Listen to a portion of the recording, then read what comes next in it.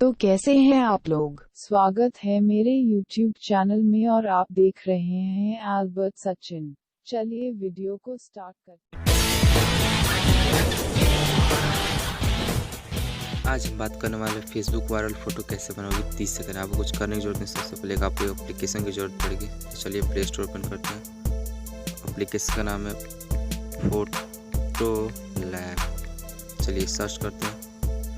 मेरे से पहले से इंस्टॉल है, हम इसको ओपन। जो फोटो लैब एप्लीकेशन ओपन हो गया, तो हम जिस तरह का फोटो बनाते हैं उसको हम इस तरह का हम फोटो को कर लेते हैं सिलेक्ट। इससे कुछ नहीं करना, आपको जिस फोटो को एडिट करना चाहते हैं उसको सिलेक्ट कर लेना है।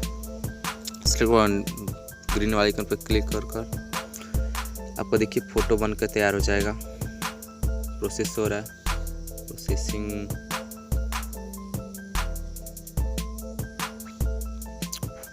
देखिए इसको सेव टू डिवाइस कर सकते हैं आप।